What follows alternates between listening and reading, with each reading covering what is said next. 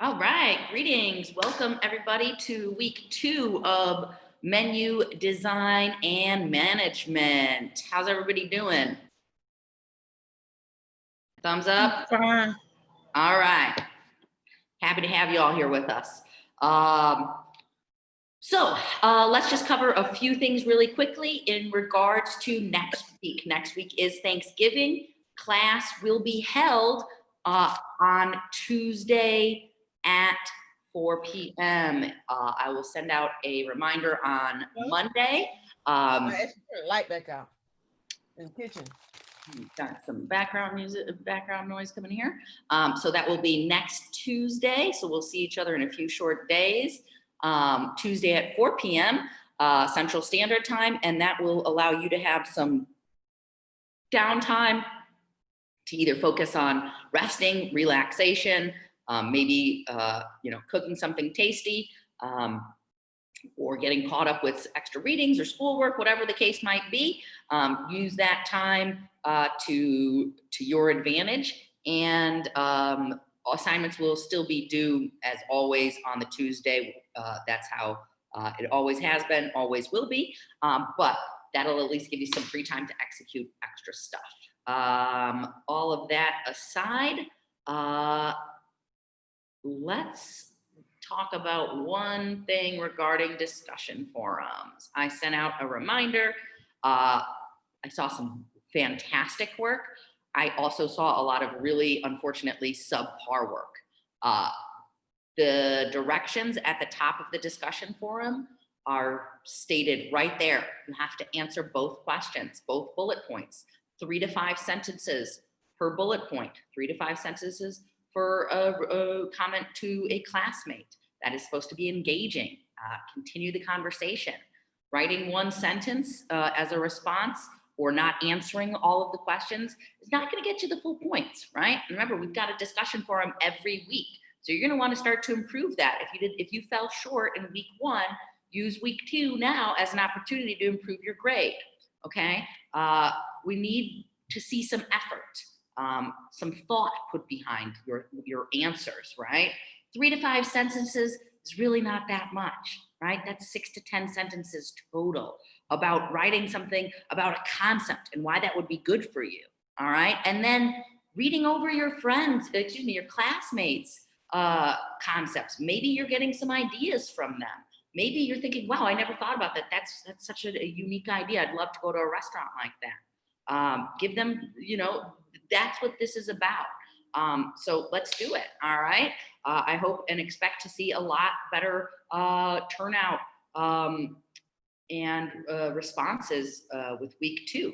We'll go over it, and I'm going to make sure that everything is really clear so that there's, if there's any question that we can take care of that tonight, but need to see everybody stepping it up. All right.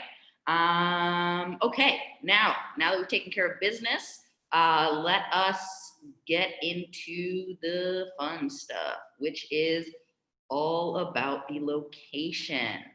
I'm going to pull up the class page. Last week we talked about your concept and how vital and important the menu itself is to creating your concept, from the atmosphere of the restaurant to the decor. Everything is impacted by the menu. All right. So let's pull this up. If anybody's can, if you look at your grade should be posted. At this point, I've graded everything that was posted up until yesterday. So your initial post is worth 8 points, okay? And then your comments to classmates could be 1 or 2 points, depending upon the length and if it's engaging or not, in regards to your question, Vanessa. So that's where your point scale distribution is located, in case you're wondering. All right, let's hop into week 2.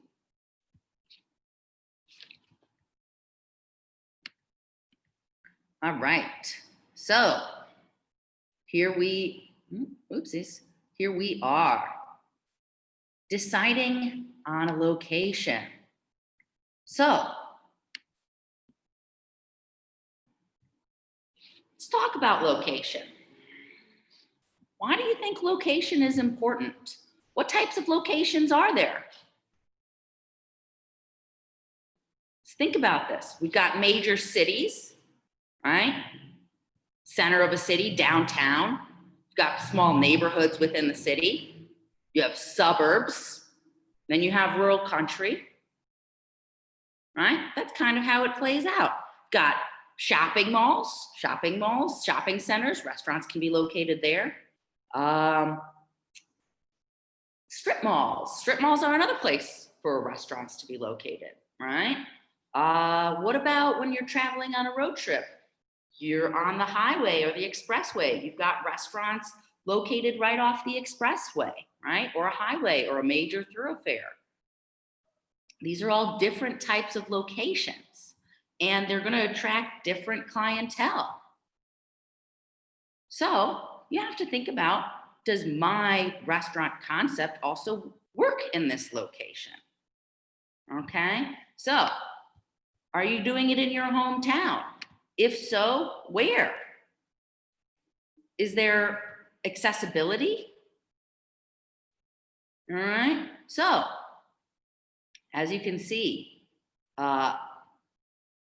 deciding on the location, accessibility. You'll have more business if it's easily accessible. If it's out of the way, you have to work harder to get more customers. Okay, so here's something really interesting. I know a lot of you were saying, hey, you know what? In my town, there's nobody with an Asian restaurant, or there's nobody with a bakery, right? And maybe that is a message to you to say, guess what? Somebody might have tried it before and it didn't work. Or it could be a message saying, yes, there's a huge need. But before you know or understand, you need to do a little research into the demographics. Who are they? Because different groups of people are going to have different demands on what they are looking for. So, we're looking here at these different demographics. We have senior citizens, families, teenagers, single people. What do we think some of those differences are? What are senior citizens? What do you think some senior citizens are looking for when they are looking at a restaurant? What they can offer. I had Roxana, you want to go first and then we'll see? It could be. I actually am a nursing assistant, so they like it to be very clean and handicap wheelchair handicap accessible. Great point. Handicapped, accessible, and also cleanliness. Great. So, What else might senior citizens be looking for? Okay, what's offered on the menu? Okay. something they can relate to. Something that they can relate to. Okay, something that they feel comfortable. All right, what else? Cost. Cost. Yeah, right. A lot of senior citizens might have a fixed income. Yep. They might be on Social Security. They might not be working. So they've worked out a daily budget that they know what they can spend. So maybe value for money, okay? Also, let's think about senior citizens, maybe, not all of them certainly, but maybe for hearing. If it's a really loud restaurant, I don't necessarily know. I've gone to restaurants with older folks and they can't hear, and it's a real drag for them because they can't understand the conversation. So that might not be the right fit for a senior citizen or an older person. Maybe if they have a discount, yeah, that's another incentive. Okay. Maybe, and now this is not across the board, but maybe we should even be thinking about dietary requirements. Vegan. Did you say vegan? Vegan, vegetarian. Yeah, but I don't know if we have a huge. You're definitely right. That's going to be part of it. But I don't know if senior citizens necessarily are really going into the vegan vegetarian world. That's more of the younger demographics right now. True. but you're on the right track of thinking about, okay, what's going to talk to that? Okay, so we got senior citizens, kind of in a box, not really, but kind of in a large group. Now, remember, when we make these general bubbles or circles that we put people in, that doesn't mean it applies to everyone, okay? But it means maybe for the majority, all right? So that's something to think about. Now, let's hop into single people in their 20s, recent college grads, recent of age drinking, right? And they're 18 or 21, depending on where you are, single, maybe they're working. So in your 20s to 30s, what do we think people are looking for? All right, we got happy hour, you know it, right? What else?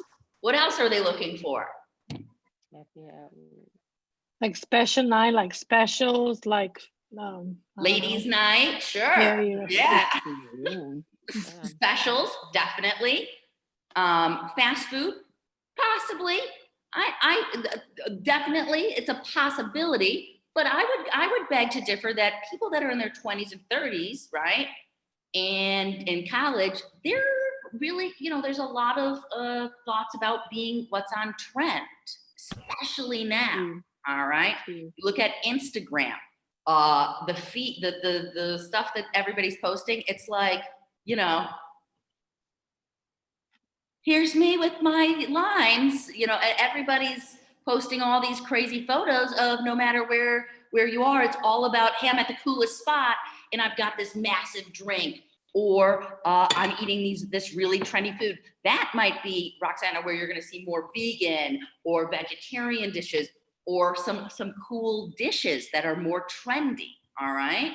All right, things that are more on par, maybe later hours, okay? Maybe a different type of decor, right? A little bit hip, maybe some cool music is playing. Good music band or Live music, yeah, that's another thing.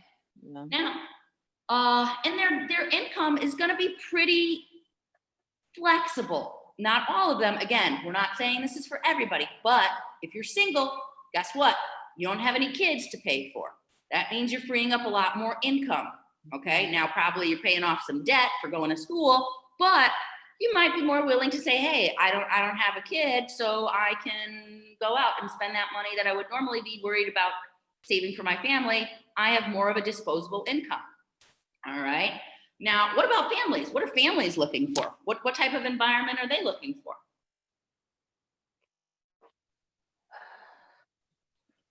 Maybe kids. Sorry. Yeah, I'm sorry. No, you go ahead. I was just saying, I was agreeing with you. It's something for the kids, Kid friendly, yeah, definitely. So something for the kids.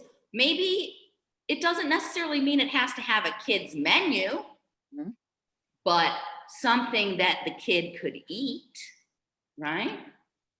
And probably something a bit more cost effective. Because if I have 3 hungry little gremlins out there that I need to feed, I'm not spending 20 bucks a pop on each of those kids, right? I'm looking for a deal. I'm trying to feed the whole family.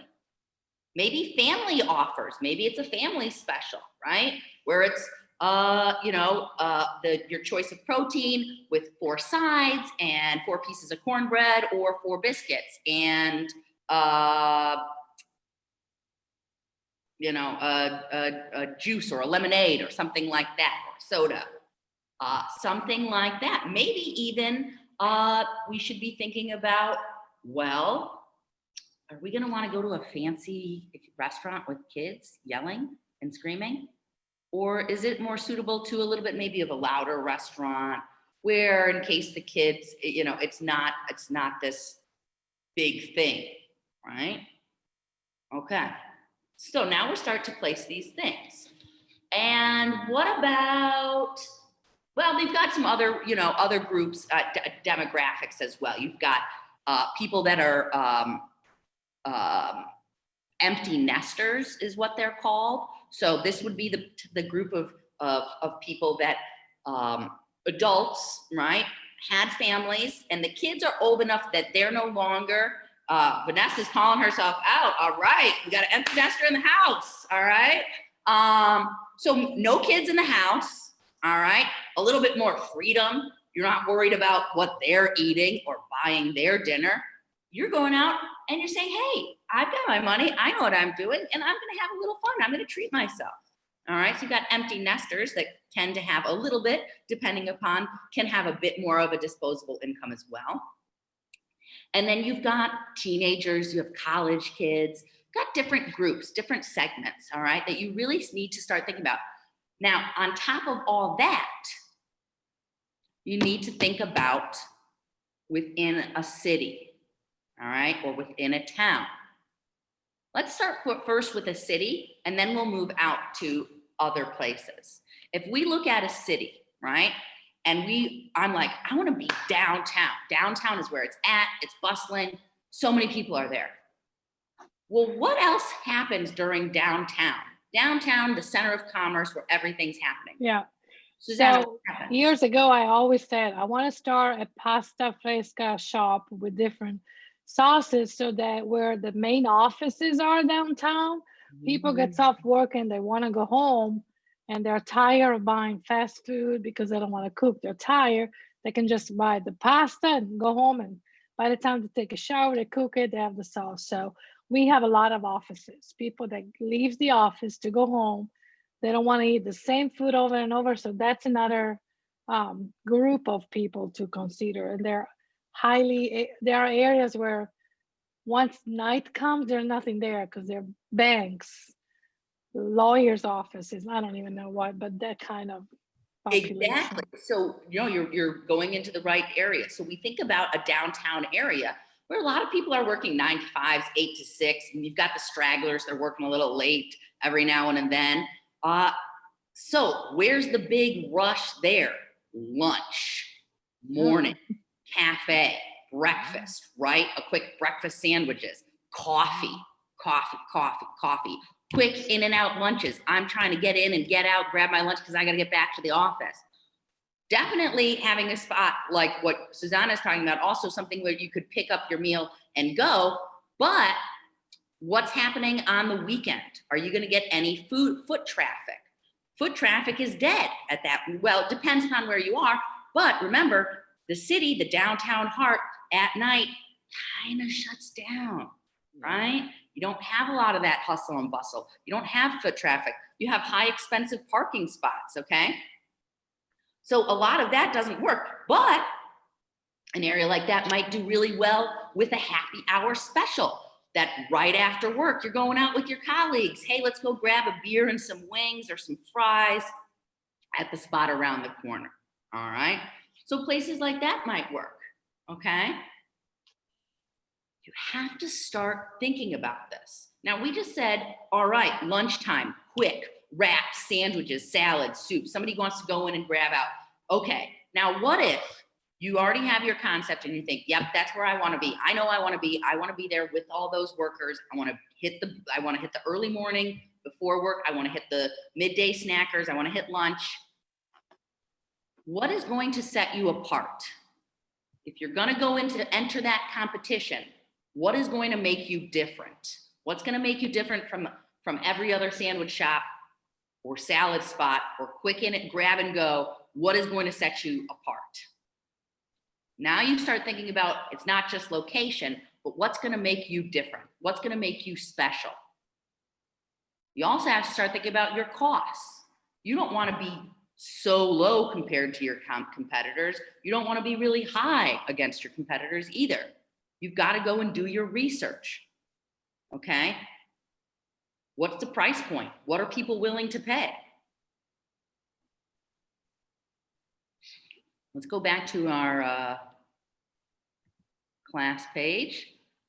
So, I think you're starting to think about, realize that based on your restaurant, what you have, you're going to attract different groups of people. Maybe you're super diverse. Maybe you offer live music, right? What Roxana was talking about. We're going to hit up the single 20, 30, 40-year-olds, and we're doing different music, and maybe I'm going to do different specials on those nights. So maybe I'm going to have an R&B night. Maybe I'm going to have a country night. Maybe I'm going to have a rock and roll night. And that's going to bring in different demographics, different people. Maybe you can modify, have a few specials for those, right? That's an option. You really have to start thinking about who's coming in and what you need to offer them. What do they want? What are they looking for? What's their budget? Okay, because you don't want to outprice yourself either. Hopping in next, when we talk about actually deciding on a location, right? Your community. We all know that there are a lot of corporate chain restaurants, right?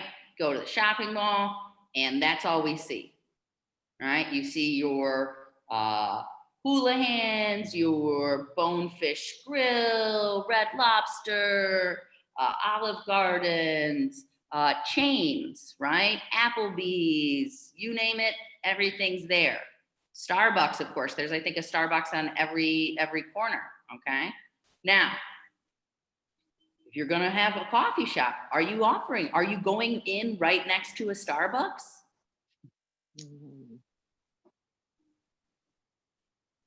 Maybe you want to go down the street, okay?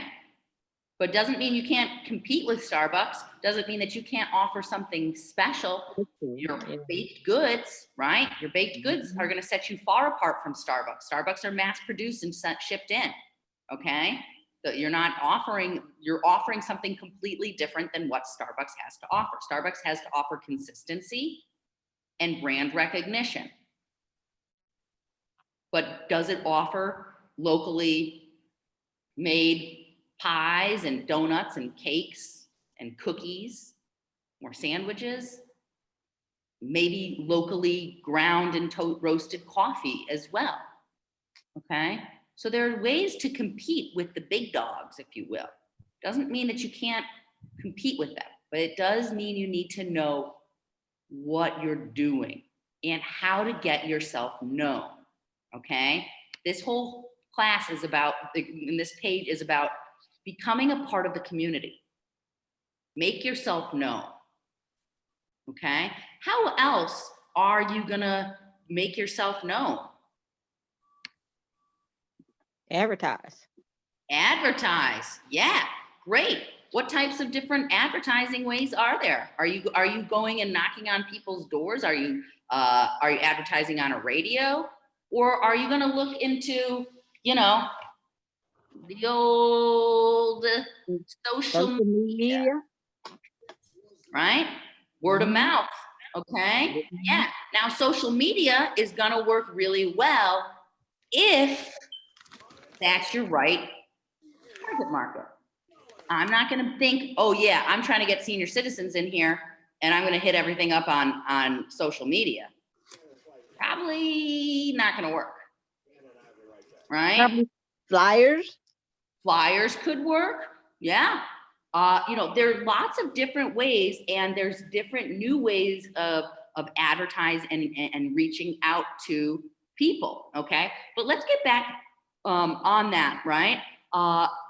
So we were talking about the different locations, right? Center of a city, a neighborhood, a suburb, off the highway. If you have the highway, well, guess what? You're gonna need to pay for what? A billboard of some sort to say exit on, 0.5 miles, exit Route 12. Otherwise, nobody's gonna know. Well, now it's a little bit different because we do have this. Maybe somebody's gonna be looking up, hey, where can I get that? Where can I pull off? But oftentimes, if you're on a road trip, you're heading somewhere, you need to know, hey, you wanna see that sign. That's what's gonna catch your eye, pull you in. A radio advertisement isn't necessarily gonna get you those people pulling in. Okay, so accessibility. Do you have parking? If you're located in a big city and you don't have parking, how is that gonna impact your guests coming in? Where are they gonna park? They don't have anywhere to park. You don't have a parking lot and you have to find street parking. What if you're not next to public transportation? What if public transportation doesn't reach you? I personally don't own a car. I need to go everywhere that I'm either riding my bike to or taking a bus or a train to. But I live in a city, so I'm used to that. But if someplace is way off and not near public transportation, I have to really want to go there. Okay, so have to start thinking about this, how this impacts your location and your accessibility, how you even get customers in. Well, you got, Vanessa's talking about DoorDash. I was hearing some feedback somewhere. I have to mute everybody. There's like a radio noise going on or something. DoorDash, Grubhub. Yeah, but be very careful and look into these third-party platforms. They've done a really great job for some establishments, but they take a huge percentage of your sales. It's not always beneficial. You will see that there are, hold on, let me pull up this website because I'm going to show you something that's really interesting, because I've been reading reports about this, articles on this for the past year and a half, about pretty much not the best relationship that's happening between restaurants and these third-party platforms that are taking huge percentages of their sales. And what do we always talk about? Sales in a restaurant and profits are really slim. So if you start creeping into my profits that are already small, this is going to get really tough. Okay, so word to the wise, if you can call directly to a restaurant, especially during these times, I beg all of you, plead with all of you, do not use these third-party apps. Call the restaurant directly. Call them. They'll get 100% of their sales. Using third-party platforms are convenient, sure. But I'll tell you, if you're going to be a business owner one day, you're going to want to start, you got to start knowing the ins and outs of the restaurant industry and how we can help out our brothers and sisters, how we can help out our community, okay? So if you're ordering during these times, call direct. Trust me, they're going to be grateful, all right?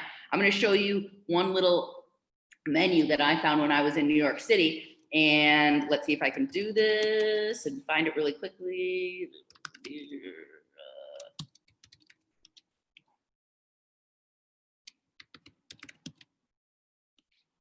I can find the right place. I know is it this? I hope it is.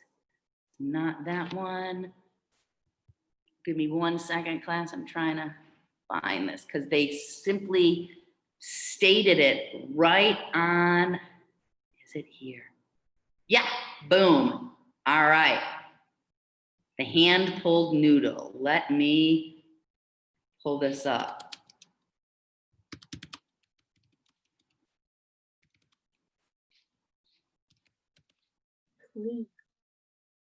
All right, check this out, class.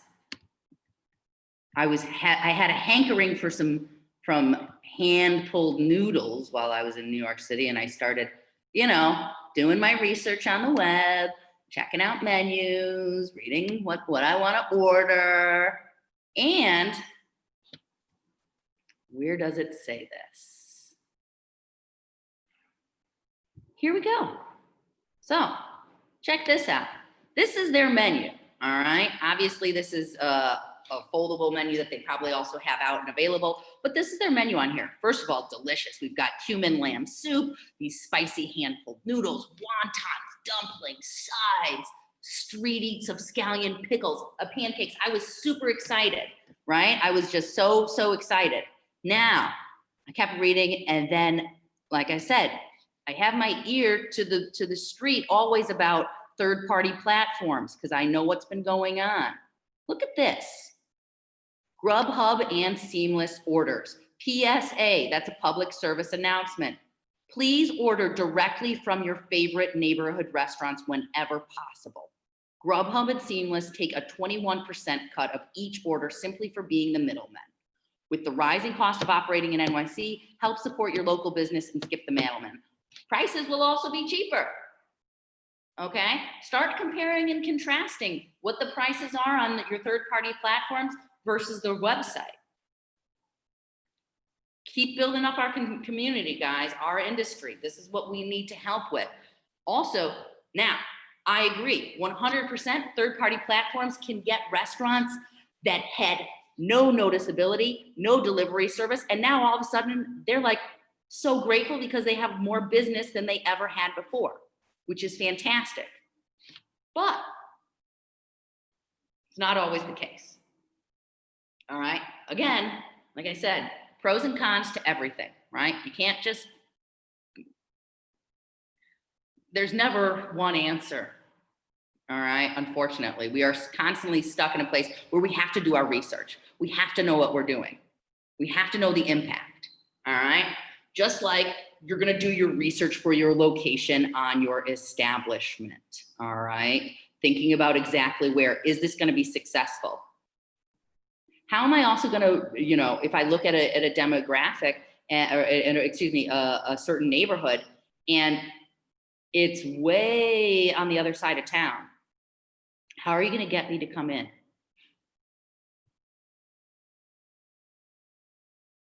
You have to be really good, right? Good word of mouth, good advertising, excuse me, to get you to come down there, right? How often are you gonna drive 30 to 45 minutes? Now, maybe if you live out in a rural area, that's pretty common, but driving 35 to 45 minutes to go to a restaurant is a lot. Okay, so how often are you gonna be doing that drive? Not that often, right? Also, let's think about how frequently you're gonna be going. Are you going in every week? Are you going in multiple times a week? Somebody who's driving 35 minutes, unless it's on their way in and out of work or something, probably not gonna be stopping to pick stuff up. And that number is gonna be pretty small. Okay, so we have to really start thinking about how important location is. Now, let's also think about demographics and location and combining these into one. Super fine dining restaurant out in the middle of nowhere. How's that gonna work? Is that gonna work? When do most people go to a fine dining or a fancier restaurant? Special occasion. Special occasions, exactly, right? Birthdays, anniversaries, graduations, right? Maybe a holiday, maybe a Mother's Day or Valentine's Day. It depends what your flavor is. But that's when you're going out for the general people, right? Now trends have obviously changed and people go to restaurants, people don't even know how to cook anymore, right? Luckily that's none of us here, but that is what's happening. People are eating out more frequently. But for a fine dining restaurant, that is not something that you're going out and doing every week. It's not financially viable. Okay, so if you're in a rural area and trying to execute a fine dining restaurant, so now you have a far drive, right? Because you're in a rural area, so you don't have a concentrated group of people living in one area in high rises, right? Everybody's spread out. How are you going to get those seats filled? Or should you rethink your concept?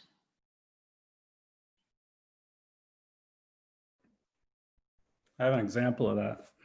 Yeah, please share.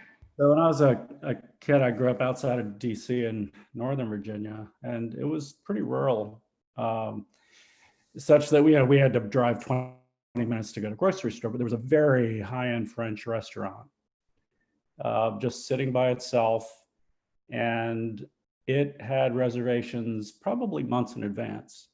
So in Washington? It wasn't that. It was Chez Francois. Okay.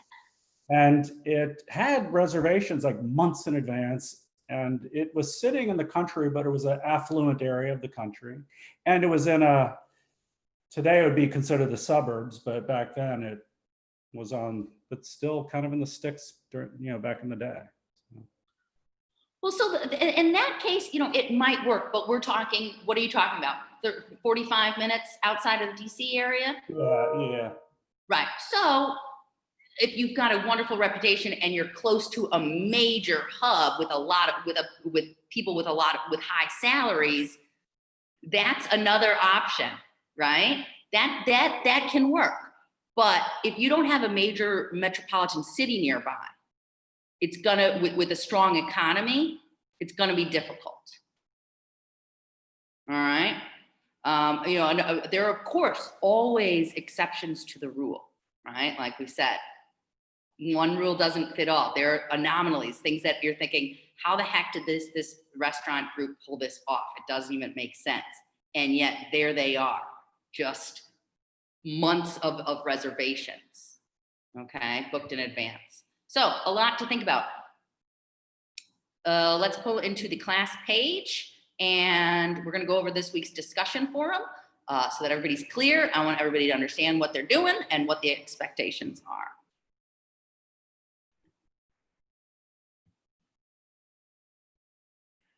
Also, if you're in New York City, this place is really good. All right, hopping into your discussion forum. So here we go.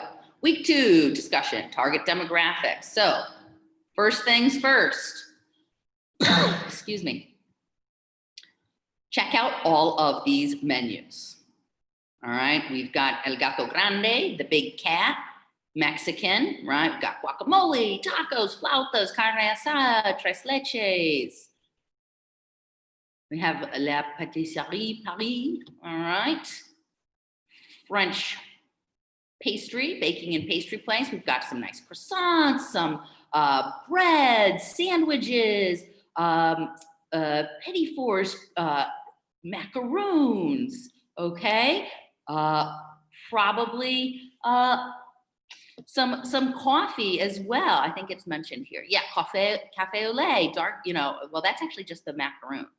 I think that, I thought they had, well, you would imagine they probably do also have some coffee here, but pretty, you know, depending upon how you look at this, reasonable prices, right? Possibly, maybe not. One macaroon is $2. Is that a good price or is that a little expensive? Okay, a ham and Gruyere croissant for $5 sounds really affordable. That's handmade croissant, which of course we would expect that to be, probably. Next, we have Le Choix. 3 courses, excuse me. This is called the pre-feed. All right, so that's prefixed, pre-feed. All right, 3 courses, $60. Add an additional course for 10. You get to choose one from sea, one from air, one for land. All right.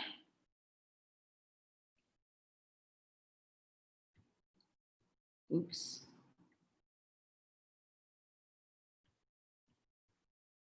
We also have shell on wheels. Hot crustaceans, hotter than shell. All right. Crawfish boil, crab boil, fire fritters, the quencher, the extinguisher, the cooler. All right. Got different drinks. 4 very different types of establishments with 4 different styles of their menu, their costs, and their target demographic. Okay, so when you hop into this, first be sure you're reviewing all 4 of these menus because you're going to need to use all 4 of these to answer some of these questions. My suggestion to you, do bullet points. This is how you're going to, now this one you don't need to, you know, this is not always 3 to 5 for each bullet point. Obviously for, you know, which menu did you choose? You just need to provide which one. What age group should target this restaurant? Okay, so let's say we picked La Pâtisserie, okay? What age group would that, you know, target? Well, guess what? It's a patisserie. So we've got bread, sandwiches, sweets. You know, maybe somebody's going to say that targets everything. Okay, maybe you can have a debate and show reasoning behind that targets everyone. All right. What income level should this restaurant target? Okay. Well, maybe it's pretty accessible. Again, maybe it's not. I don't know. Maybe it's best for workers, middle-class working people going in and out to work. What aspects of the menu led you to pick these demographics? The demographics, again, being age group and income level. All right, that's going to dictate a lot. What about the menu is telling you that, right? Maybe we're looking at that shell on wheels and we're like, man, that's definitely maybe high school to, 60-year-old, 70-year-old, something like that, right? Shell on wheels, it's fun, it's exciting. Go grab some shellfish. Okay, it's spicy. Maybe that's not for families, right? Maybe because not all little kids are eating fire. Maybe some are, but that's probably not all of them. And probably a lot of senior citizens, unless you grew up and continue to eat spicy food, you're probably not going for the Ring of Fire, all right, for later on, all right? You're probably not your target demographic, your target age groups there for that one. Now, hopping into the next one. The last question is list one age or income group you do not think that each restaurant should pursue and why. Okay, so if I am choosing El Gato Grande, and I'm writing about El Gato Grande for all of these, this last question, you need to write about all 4 of these and why one age group, one age or income demographic does not work for that. And give reasoning, explain why. Here's your most obvious, right? Let's go into Le Choix. The schwa is $60 a pop per person. I'm not going to go for, I'm going to say that my target is definitely not low income, because that's a lot of money to drop on a meal per person. That's not even looking at drinks or tip or tax.